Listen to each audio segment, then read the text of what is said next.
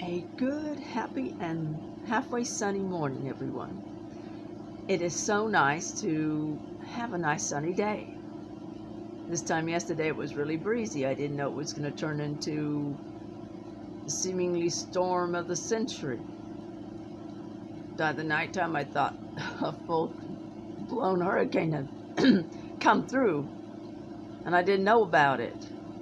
Because, again, I don't always watch the weather or the news. Maybe I should.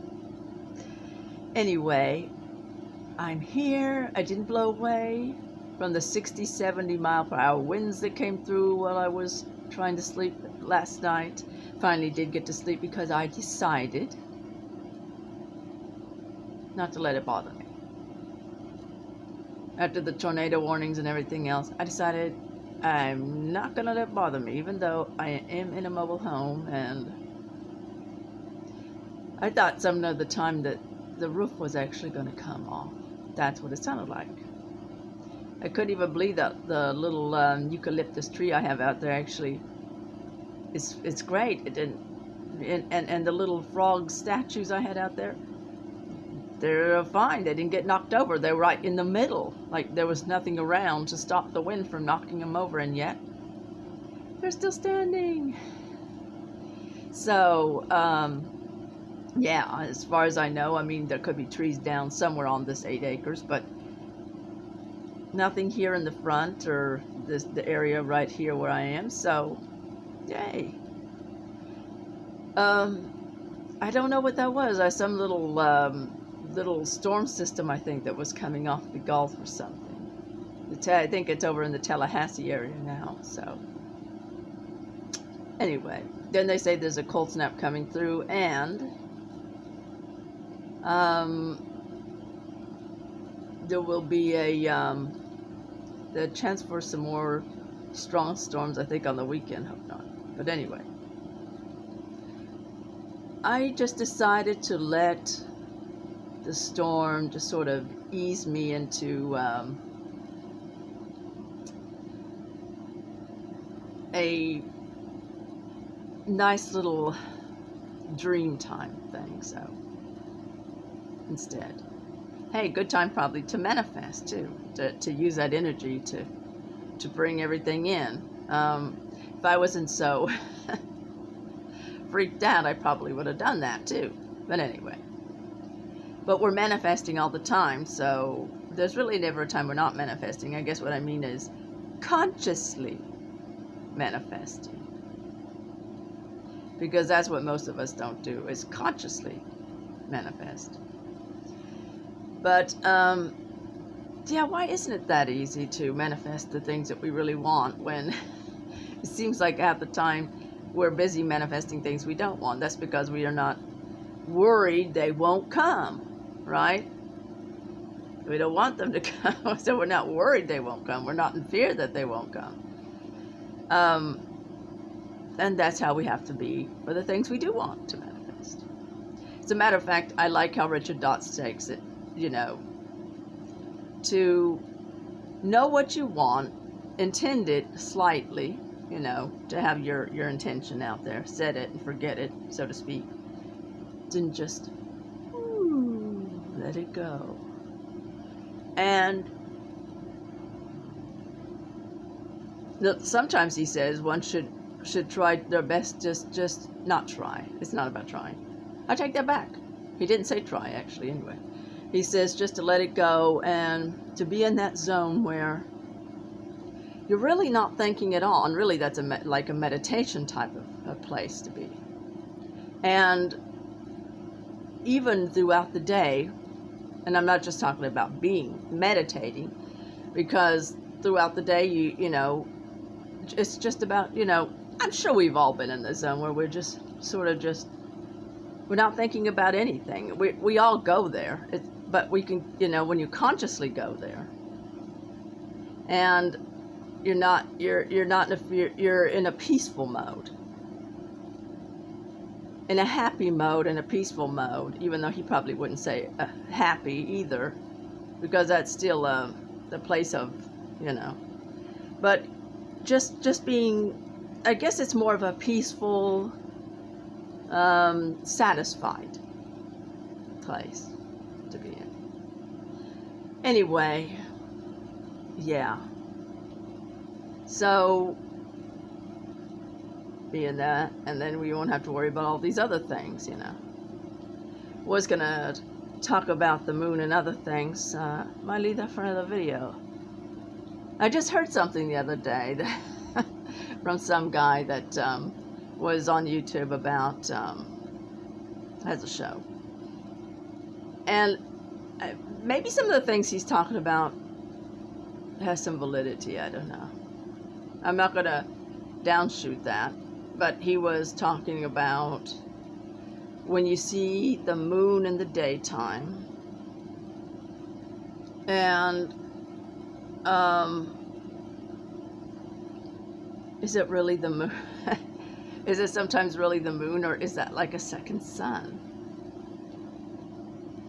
How can you see the moon in the daytime?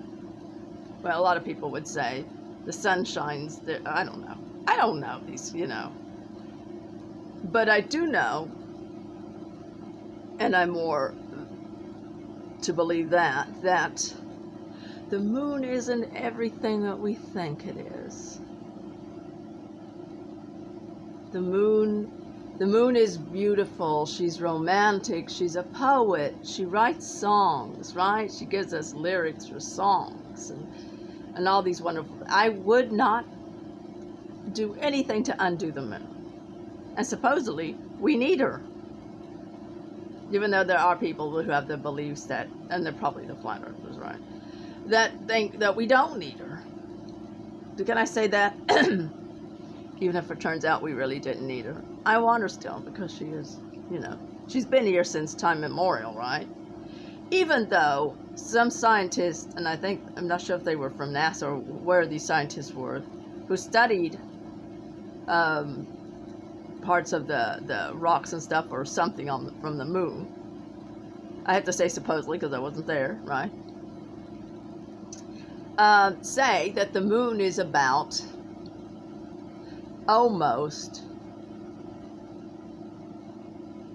I think they said almost 1 billion, like 900 million, or almost 900 million years older than the Earth.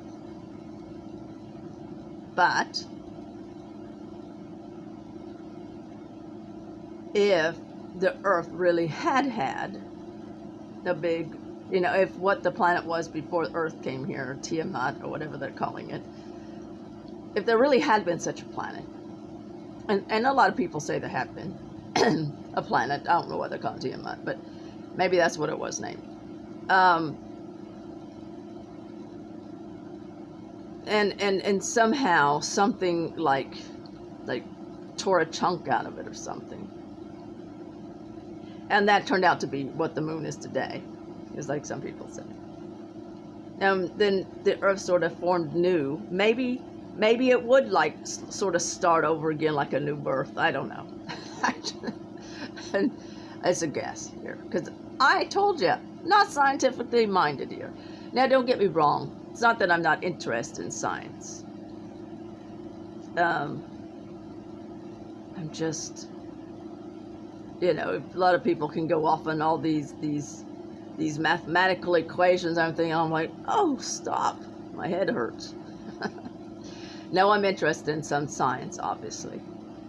But that being said, not an expert at it, so. But what of the folk, and I know there's at least 2 places around the world that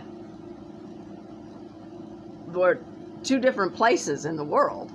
Like, one was the Colombian Highlands, and the other place was like, I think supposed to be like Africa or somewhere. And I'm sure there are other stories all over the world too, where they said they remembered, they had stories handed down, of course, stories, you know, handed down where there was a time, their ancestors said there was a time before the moon. What if there was a time before the moon? What if the moon hadn't always been here? Of course, then you'd say, well, if there was a big, like, something happening to the earth, and those people were here then, and then there was before the moon. Well, obviously, then that story would not have been completely true, unless they would have been, those people that were here before would have been taken to a safe place while all that was happening, and then people would have had to pre-know there was going to be like a crashing into the earth or something, which maybe there were ancient astronomers and things that did know these things. I don't know. Then there would have been spaceships or people put in caves, or hopefully maybe there wasn't a pole axis thing happening there. The tilting of the earth or something, which might explain. Let's go with that for a minute. Let's say there were people here then, of course, and which there probably were. And there was either a war or some kind of thing. Someone wanted to destroy the earth. And they took these people into a hiding place. And I forgot what I was going to say. But anyway. And maybe there was a time before. Oh yeah, I know what I was going to say now. And there wasn't a moon here. And then they were taken to a place, a safe place. And the people that were here, and, well, some of them. You probably didn't save all of them, right? And they had to fix it. Maybe it messed up the earth. Well, I suppose if there was like a tilting of the earth, it would sort of mess it up, wouldn't it? They had to do something, and maybe they did the moon. People always say, well, the moon wasn't here before, we didn't need the moon here before, if those stories are true. Well, maybe you didn't need a moon before.